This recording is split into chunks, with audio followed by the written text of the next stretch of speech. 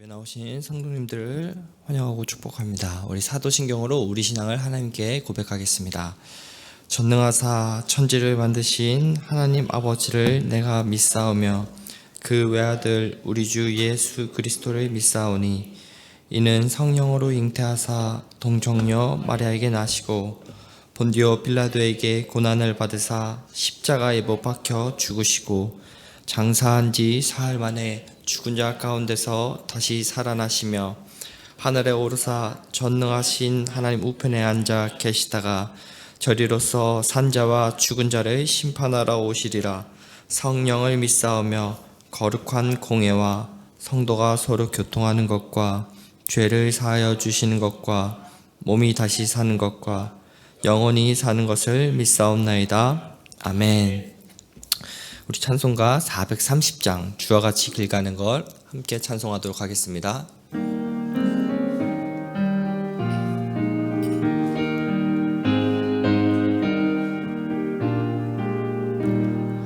주와 같이 길 가는 거 즐거운 일 아닌가. 우리 주님 걸어가신 발자취를 밟겠네. 한 걸음 한 걸음 주 예수와 함께 날마다 날마다 우리 걸어가리. 어린아이 같은 우리 미련하고 약하나 주의 손에 이끌리어 생명길로 가겠네. 한 걸음 한 걸음 주 예수와 함께 날마다 날마다 우리 걸어가리. 꽃 피는 들판이나 험한 골짜기라도 주가 인도하는 대로 주와 같이 가겠네. 한 걸음 한 걸음 주 예수와 함께 날마다 날마다 우리 걸어가리. 옛 선지자 에녹같이 우리들도 천국에 들려 올라갈 때까지 주와 같이 걷겠네. 한 걸음 한 걸음 주 예수와 함께 날마다 날마다 우리 걸어가리. 아멘. 오늘 함께 살펴볼 말씀은 마가복음 8장 27절에서 마가복음 9장 1절까지입니다. 제가 가진 신약 성경으로는 67페이지에 있습니다. 마가복음 8장 27절에서 9장 1절까지입니다. 한 절씩 교독하고 마지막으로 같이 읽도록 하겠습니다. 예수와 제자들이 빌립보 가이사랴 여러 마을로 나가실새 길에서 제자들에게 물어 이르시되 사람들이 나를 누구라고 하느냐. 제자들이 여짜와 이르되 아니라 하고 더러는 엘리야 더러는 선지자 중에 하나라 하시니라. 또 물으시되 너희는 나를 누구라 하느냐. 베드로가 대답하여 이르되 주는 그리스도 신이다 하매 이에 자기들의 입에 아무도 또 말하지 말라 경고하시고 인자가 많은 고난을 받고 장로들과 대제사장들과 서기관들에게 버림받아 죽임을 당하고 사흘 만에 살아나야 할 것을 비로소 그들에게 가르치시되 드러내놓고 이 말씀을 하시니 베드로가 예수를 붙들고 항변하네. 예수께서 돌이키사 제자들을 보시며 베드로를 꾸짖어 이르시되 사탄아 내 뒤로 물러가라 내가 하나님의 일을 생각하지 아니하고 도리어 사람의 일을 생각하는도다 하시고 무리와 제자들을 불러 이르시되 누구든지 나를 따라오려거든 자기를 부인하고 자기를 지고 나를 따를 것이니라.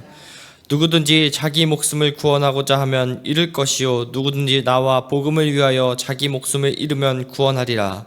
사람이 만일 온 천하를 얻고도 자기 목숨을 잃으면 무엇이 유익하리요? 사람이 무엇을 주고 자기 목숨과 바꾸겠느냐?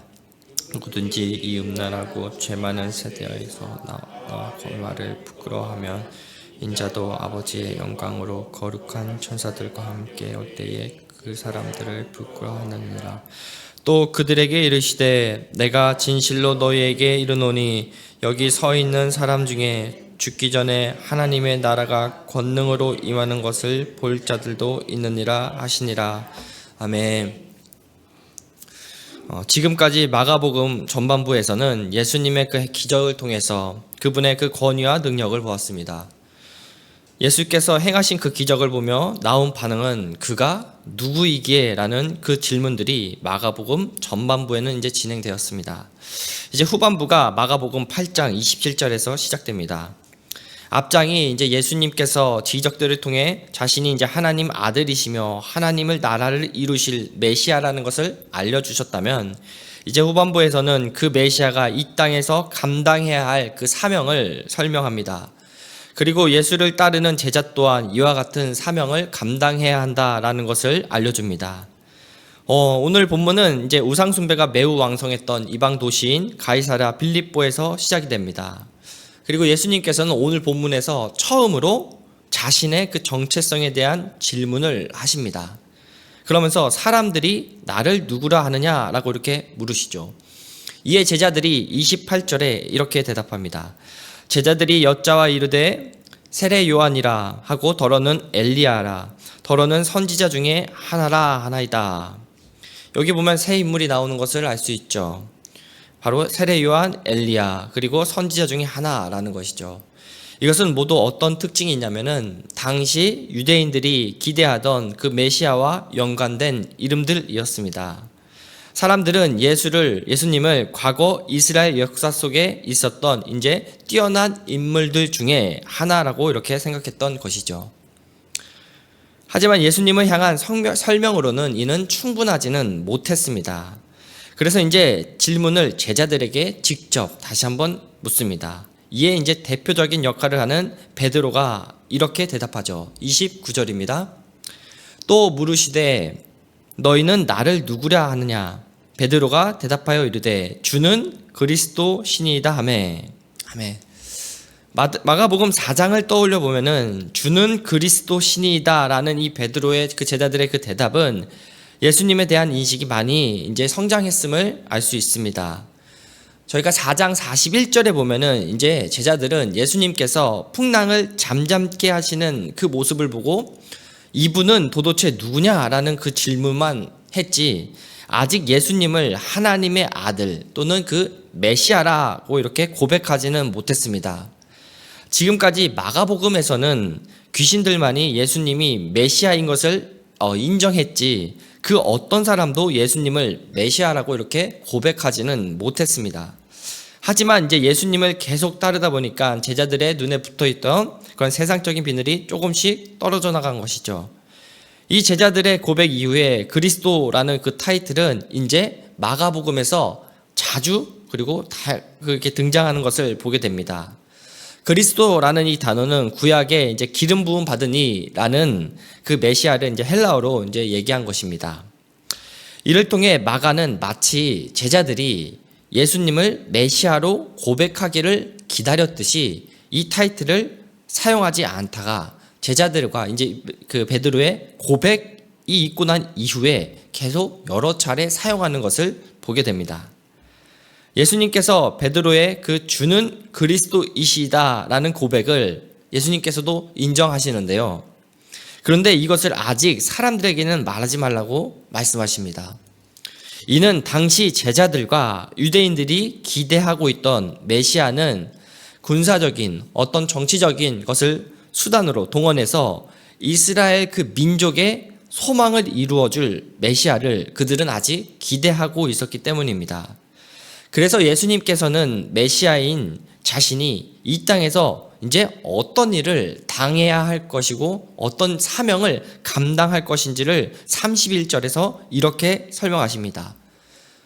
인자가 많은 고난을 받고 장로들과 대제사장들과 서기관들에게 버림받아 죽임을 당하고 사흘 만에 살아나야 할 것을 비로소 그들에게 가르치시되, 여기 나온 비로소라는 그 단어는 시작하다라는 그 뜻이고, 가르치다라는 그 동사는 현재형이고 지속성을 가르치는데요.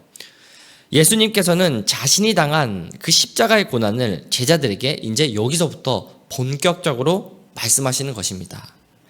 먼저 첫째는 유대인의 그 가장 중요한 그 종교 재판 기관인 산헤드린을 구성하는 멤버인 그 장로들과 대제사장과 서기관들에게 먼저 버림을 받는다라는 것을 말씀하고 계십니다.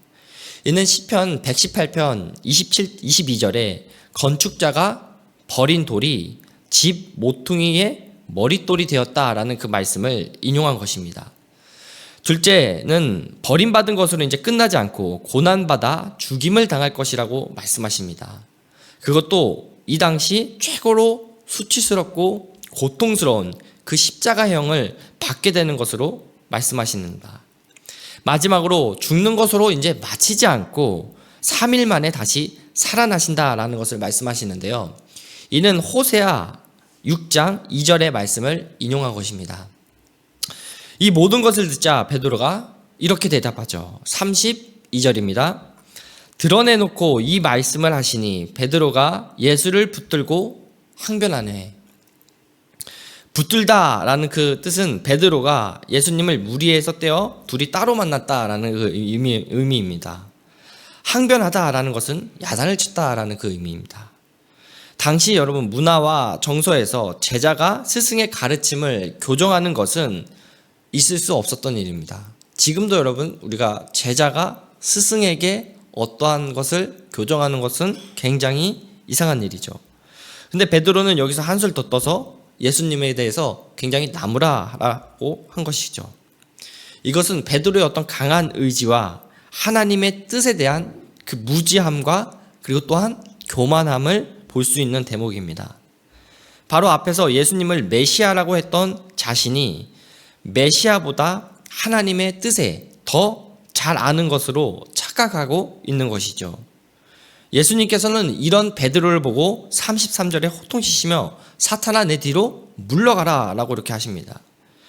예수님께서 이렇게 하신 것은 베드로가 단순히 자기 개인의 생각을 말하고 있는 것이 아니라 제자들 모두의 그 생각을 갖고 말했기 때문입니다. 예수님께서 이와 같이 반응하신 이유는 베드로를 비롯한 그 제자들과 당시 유대인들이 생각한 그 메시아가 하나님의 일을 하는 그 메시아가 아니라 사람의 일을 하는 그 메시아로 생각하고 있었기 때문입니다.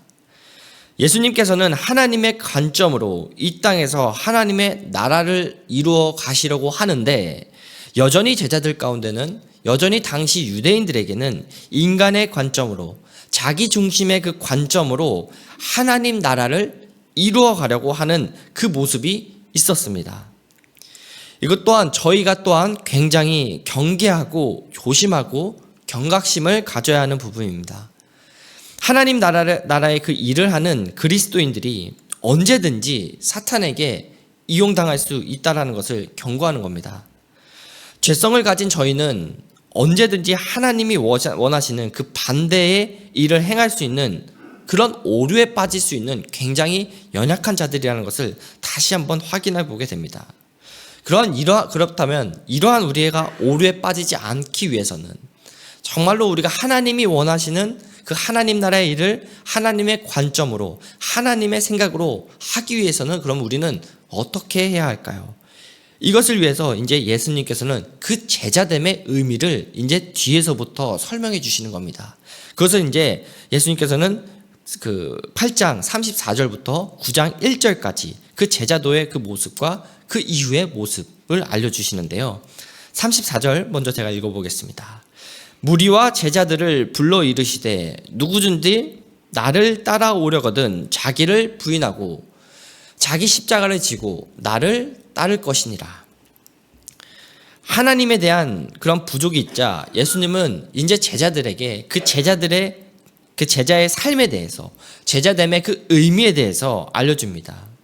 제자의 삶이란, 제자됨이란 세상의 그 중심으로 한 삶을 내려놓고 포기하고 하나님 중심으로 살아가는 그 사람을 뜻합니다. 또한 제자는 세계관이, 가치관이 세상 사람들과는 완전히 다른 존재라는 것을 확인하게 됩니다. 그러면서 34절에 세 가지를 말씀하시죠. 첫 번째로는 자기 부인, 두 번째로는 자기 십자가를 지는 것, 그리고 세 번째는 예수님을 따르는 것. 예수님께서는 여기서 누구든지는 라고 이렇게 말씀하시면서 뒤따르는 그 조건이 사실임을 전제하는 것임을 여기서 설명하고 있습니다. 그러니까 예수님께서는 이렇게 말씀하시는 겁니다. 어떤 새로운 제자들을 모집하려고 그런 것이 아니라 너희들이 나를 따르는 제자들이라는 사실을 나도 안다. 그러므로 너희들은 이렇게 해야 돼 라는 그 취지에서 권면하고 계시는 것이죠. 그러면 첫 번째로 자기 부인은 어떤 것일까요? 자기 부인은 제자도의 가장 기본이며 그리고 가장 중요한 요소입니다. 자기 부인은 세상에 관한 그 모든 권리와 이권을 포기하고 내려놓아야 한다는 것을 요구합니다. 삶을 자기의 어떤 관점으로 판단하는 것이 아니라 하나님의 관점으로 세상을 판단하고 바라보아야 한다는 것이죠. 그래서 때로는 세상 관점에서 볼 때 이 제자도의 길은, 이 자기 부인의 그 행위는, 그 일들은 손해가 보는 그러한 선택을 하기도 하고 때로는 우리가 봤을 때 비효율적인 선택을 하기도 합니다. 마치 하나님의 아들이신 예수님이 누릴 영광과 그 권세가 많았음에도 불구하고 이러한 것들 다 포기하고 내려놓으시고 고난받는 종으로 오신 예수님을 우리가 보여준 것처럼 이 자기 부인의 모습을 우리가 먼저 예수님을 통해서 볼 수가 있습니다. 두 번째로 이제 자기 십자가를 지는 것은 당시 십자가가 갖고 있었던 그 의미를 생각해 보면 되는데요. 당시 유대인들에게 십자가 죽음은 두렵고 수치스러운 것으로 간주되었습니다. 그리고 로마 제국이 휘두르는 무자비한 그 폭력에 억울하게 그 죽음과 그 순교를 상징하는 것을 보기도 했습니다. 즉 십자가를 진다라는 것은 세상에서 때로는 우리가 부당하고 억울하고 차별을 받고 심지어는 목숨이 내어지는 상황이 충분히 있을 수 있기에 우리에게 이러한 각오로 제자의 길을 걸어가야 한다라는 것을 말씀해 주시는 겁니다. 마지막으로 세 번째는 주님을 따르는 것, 이곳에서 사용된 그 시제가 현재형 동사를 사용하고 있는데요. 이는 제자의 길을 가는 것이 잠시 갔다가 말았다, 멈추는 것이 아니라 과거에 머무는 것이 아니라 계속 평생토록 이어지는 것을 뜻합니다. 즉 자기 부인 없이 십자가 짐 없이 예수님을 따르는 것은 불가능하다라는 것을 이곳에서 설명하는 겁니다. 예수님을 따르는 것은 세상에 대한 그런 모든 이권과 권리를 포기하고 내려놓고 그 죽을 각오를 하고 십자가를 져야 비로소 가능하다라는 것을, 그 제자됨의 그 의미를 이곳에서 설명하는 것이죠. 여기까지 본다면 이 제자됨의 의미는 너무나도 부담스럽다라고 생각하실 겁니다. 그래서 정상적인 사람이라면 이런 생각이 들죠.